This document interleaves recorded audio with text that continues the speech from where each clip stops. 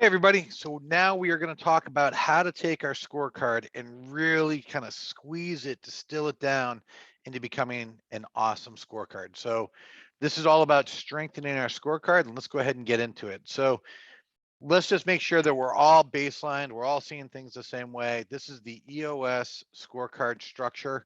We have 5 to 15 measurables. We don't want more than 15 because it means that we got a lot of information, but it doesn't necessarily give us command of our scorecard. We want more than 5 because we need to have more than just kind of a singular view on things. We want to have a little bit of depth. And we're going to talk about how to get to that 5 to 15. That's the majority of our conversation today. Now, for every single one of these measurables, we want to have a clearly defined goal. What is it that we expect to be doing week in and week out? We want to know exactly who is responsible for each one of these measurables. These are the non-negotiables. This is the basics to an EOS scorecard. We have to have all 3 of these columns fully working for us. And then we're going to be able to see our performance over the course of 13 weeks. We want to see that performance over a quarter so that we can see if we're trending up and down or if we have some red because it's an anomaly, but it allows us to have that comparative view, which is so critical for us. And we know that the products of a great scorecard, what we're shooting for is we want clarity.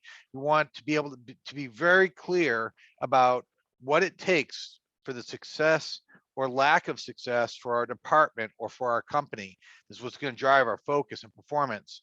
We want to be able to be clear around numbers. We get to take away all that opinion and subjective perspective when we're looking at numbers. We don't have to say, hey, I think we did really well. Someone else goes, I don't think we did that well, and we then have arguments about it. We just say, hey, we were supposed to have 50 sales calls last week. How did we do? We had 54.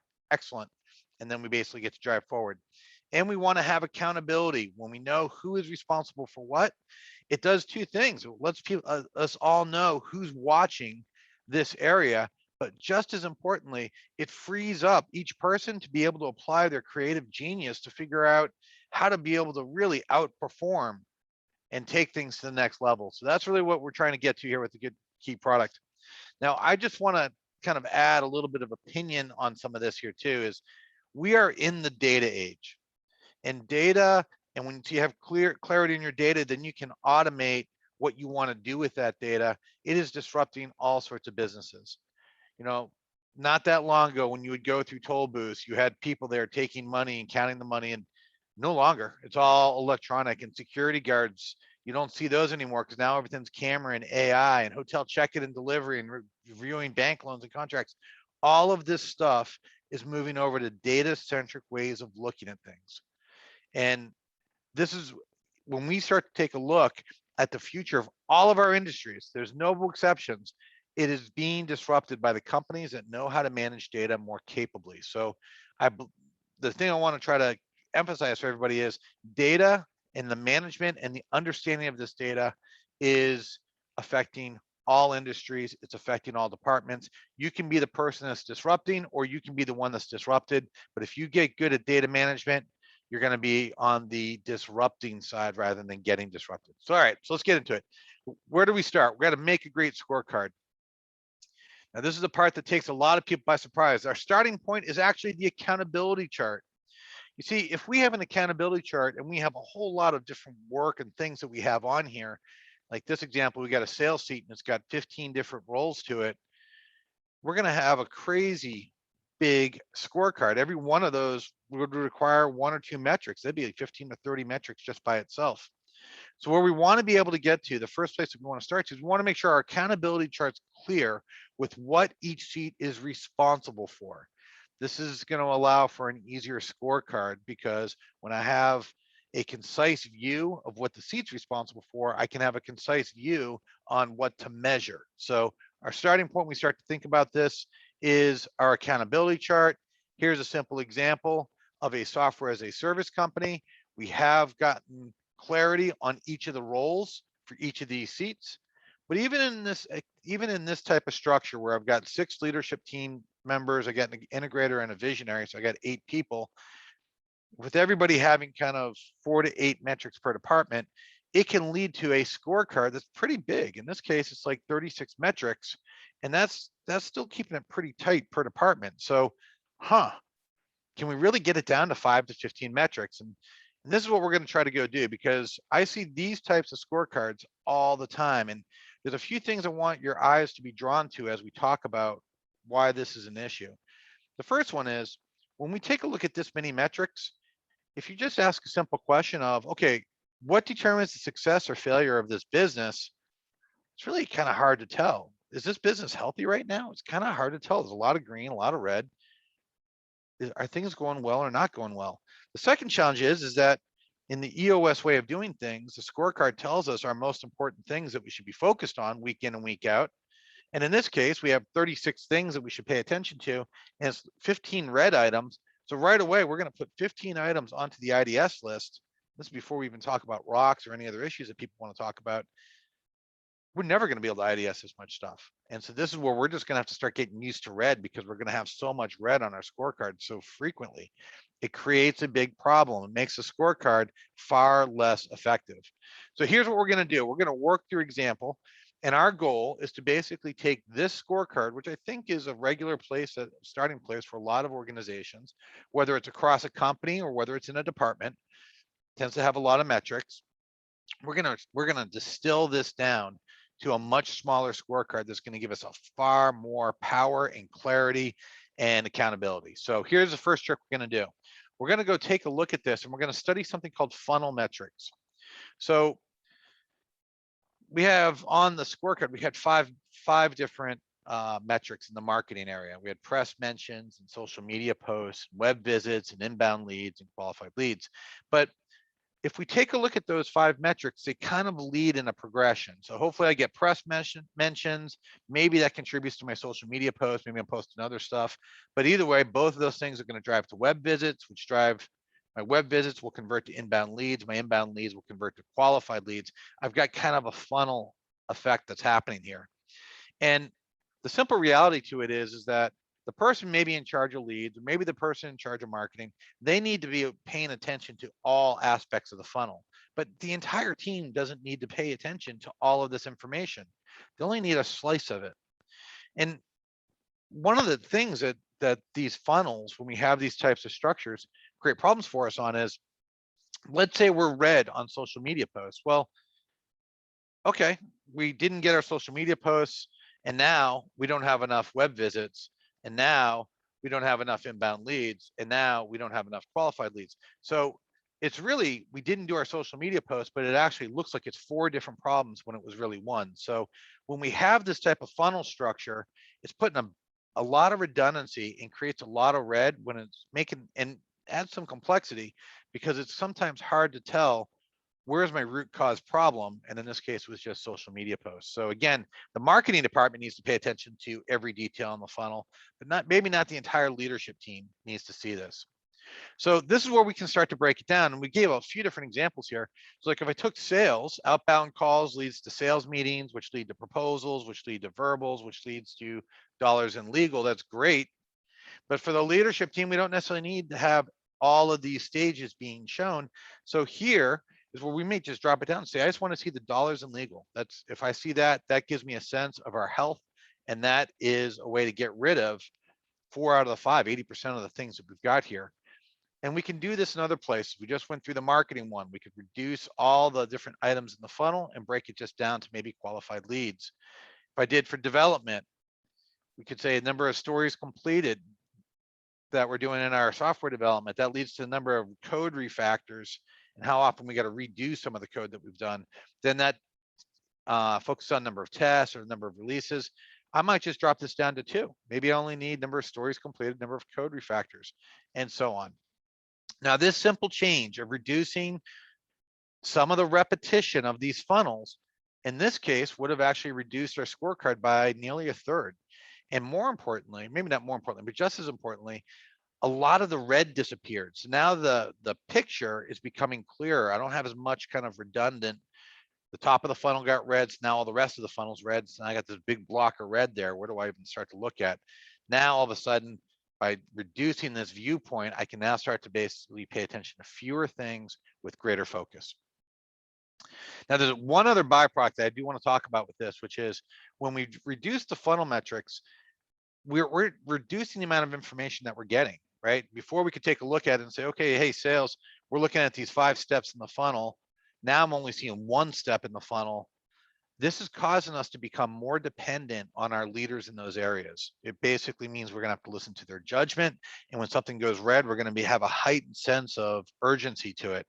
And what this is going to do is it's going to increase our reliance, our communications, hopefully our trust, and definitely our accountability on the person that's responsible for those domains. So if this mechanism of reduced visibility actually increases accountability for the leaders in the different areas. All right, so that's one trick. We're going to reduce those funnel metrics, get it really down to a much more streamlined point of view. Second thing is we're just going to remove some of this kind of FYI and distraction metrics. And here's a few examples. Maybe Jen, who's got responsibility for all the company's renewals, she wants everybody to know that, right now we got more renewals than normal. Instead of 1.5 million in renewals, we got $1.8 million in renewals. So she's going to be very busy. Or maybe the guy in charge of development wants to show the number of lines of code developed each week and shows everybody kind of, look at how many lines we now have. Wow, it's impressive. Or the finance person wants everybody to see the cash balance because everybody should be worried about cash. Okay. A lot of these things don't really need to be there. If finance is keeping an eye on the cash balance and the cash balance is a problem, we should just make it an issue. It doesn't need to be something that everybody knows the cash balance of the organization every single week, usually. So we look at these and we really ask the question is, are these driving operational performance? Are these really driving excellence? Or are they just kind of like FYI, we should know that we're at 21 million lines of code? If we don't feel that this is driving operational performance, then there's a good chance we don't need it. But if we're going to keep it, if we have to do this, my ask to everybody here is operationalize it a bit and just change the way you're doing it. So instead of like showing that, okay, we have $1.5 million in renewals, now the 1.7 million in renewals, and then $1.8 million in renewals, just show the incremental change. So, okay, we went from 1.5 to 1.7, it's up 200,000. Then it went up another 100,000, still up 100,000. Actually, that's probably a little bit off there. If I do lines of code, similar type situation, if I can start to say, instead of 21,550 to 21,500 to 21,550, to just show the incremental growth that occurred in that week, it gives me a finer way of understanding how we actually performed in a particular period of time. So this is where we're trying to get rid of these FYI metrics. If we are going to do it, let's operationalize it by not showing kind of the roll-up numbers, but we want to basically see the change numbers. Similarly, this is where I would say gut check again. This is almost like a funnel, but it's a little bit different. If I look at my clients in green, yellow, and red, and I color code my clients, and I can keep track of what percentage is in which bucket, and you can see that all were in red. I didn't have enough in green, I had a lot in yellow, and too much in red. Well, when I basically start to look as it goes across to the left here, there's a few things that really start to stand out. My clients in green has moved up. That's great news. My clients in yellow have dropped down. Oh, that could be good news, except they turned red. It is not good news. So this is where you look at it and go, do we really need to be tracking yellow, or do we just need to be tracking green and red? Or do we just need to be tracking red because we only want to pay attention to the ones that are in trouble? This is where we can start to streamline some of this information. And if we do that, if we got rid of the funnel stuff and then we remove the FYI and distraction metrics, this is where we now have cut down our scorecard by 50%. These 2 steps of just kind of really what is key operationally for us all to see and pay attention to is much more effective in driving our attention to things.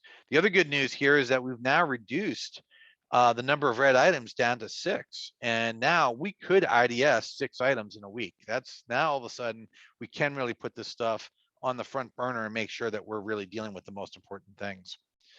Now, there's a third thing with the scorecards that you see quite a bit, and this is the concept of lumpy data. This is when we say lumpy data, this is kind of metrics or measurables that are not constant. They're basically up and then down and then up and then down. And a lot of times you see this in the sales area where your orders are just not coming in on a regular cadence every week. You have a big one, then some quiet time, then a big one, some small ones. And when you look at this, it can be really hard to tell if the business is doing well or not. And so in this type of picture, a company went 14K, 0, 90,000, 120K. So is it above or below its goal of 38,000? So it makes it hard to understand that. Sometimes you'll say, okay, let's just use the year-to-date number, but that's actually not very helpful either, because like the example I've got here in the bullets, if I have a company go of $2 million in 2021, that's what we want to get, and we're at 428K on April 20th, does that mean we're doing good? Like, that's pretty hard. Like, what's that actually telling us? So this is where we got lumpy data, can actually feel very confusing, hard to understand it. And so there's a couple of tools that we can use. The first one is we can just use the average column. If you're using any of the kind of EOS software tools like 90 and traction tools, even if you're using Google Sheets, you can set up an average column really easily. And this is a way that you can normalize that information so that it becomes more relevant to the way that you're looking at things. If you want to get a little more fancy, you can start to do a rolling average. So instead of taking the average for the entire period of time, we just take the average over the previous 4 weeks or 6 weeks or 8 weeks, and that's going to normalize the information. So if I have some ups and downs, no problem. I just create a trailing 4-week type of view, trailing 8-week type of view to basically create a more normalized view, which will allow me to see things like, okay, yeah, we're trending in the right direction right now because we had a couple good weeks. So this is a method that we can really start to make the scorecard more meaningful for us. Another little trick that we can do is we can use ratios. This one's relatively simple. Let's say I can say, all right, I want to pay attention to our win rate. Are we actually talking to our clients and winning the deals? Now, when I show here, hey, we won 4 deals last week, that's a great sign, unless we lost 40. If we won 4 and lost 40, that's not really that great. So this is where we can create a ratio. This is where we can say, okay, if I won 4 and I lost 4, perfect. My win rate is 50%. And this is where ratios can actually help us take kind of 2 data points and consolidate this down to a single data point. There's strengths and weaknesses with this type of approach, but that is a mechanism to start to reduce almost redundant type of information. And then the last piece I want to get back to is we want to reset with the accountability chart. We want to go back to that accountability chart and just go study it. So in this case, we could take a support position, number of open cases, the average open time, tier 1 escalations, tier 2 escalations, average rating. This is great. Does the leadership team need to know all of this? Probably not, but this isn't really a funnel. These are kind of some different things here, a little bit of funnelish, but we got different metrics. Doesn't really line up. And this is where we'd say, okay, so let's take a look at that accountability chart. Our support role is responsible for client support and best in class. And so if I take a look at that, maybe I just want to pay attention to the number of open cases and what our average rating is on the performance of what we're doing, because we want to pay attention to that best in class and whether we really are supporting our clients effectively. So, or supporting our clients, whether open case is a good measure of effectively, I guess that's made me cop a little bit more in the rating.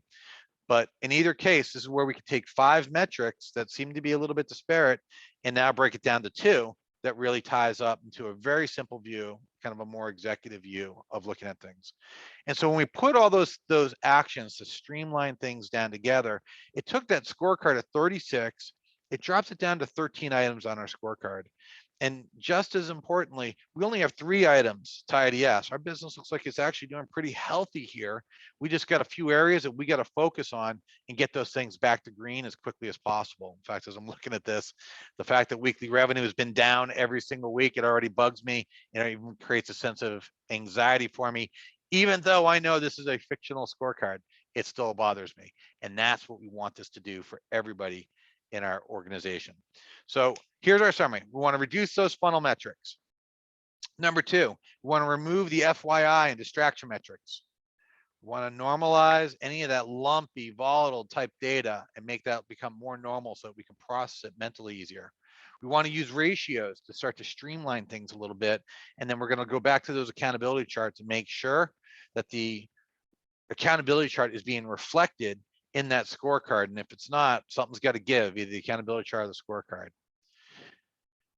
This power of a metric, this is like when we talk about this type of thing, I know that we're in the details. I know it feels like a grind, and I really want to encourage you to do it because the power of a metric is so big. And I love this story because it's about the 4-minute mile. Because if you don't know about this, the 4-minute mile was deemed impossible to run for, and nobody did it for hundreds of years. And we know that people were doing races in the 1700s, 1600s. Nobody could beat that 4-minute mile. And it was somewhat debated that there were scientific justifications. So there are these scientific charts that show this. How prevalent it was, I'm not sure. But the idea to it was that it is impossible for a human being to run a mile in less than 4 years. But in 1954, all this changed. It happened when Roger Bannister ran a mile in Oxford in the UK in 3 minutes, 59 seconds. But this is where this metric, right? Okay, so great. We broke the record. World records break. This is what happens as time goes by. But this is where the power of a metric really drives forward. And this, I just kind of want to remind on the original scorecard video, something that Lord Kelvin, another UK guy, put out there. If you cannot measure it, you cannot improve it, which would infer that if you can measure it, you can improve it. And that's exactly what happened, because in 1954, when this all changed, the record was broken again just 46 days later. Not able to be broken for hundreds of years. And then all of a sudden, it actually gets broken within 2 months.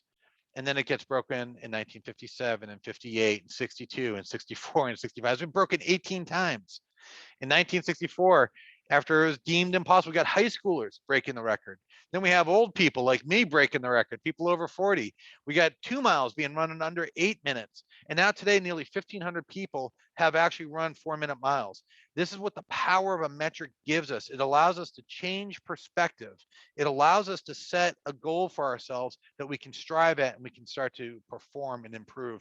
It allows us to predict our business and be able to allow for us to be able to perform in a very steady and consistent situation in a world where steadiness and consistency is very hard to achieve.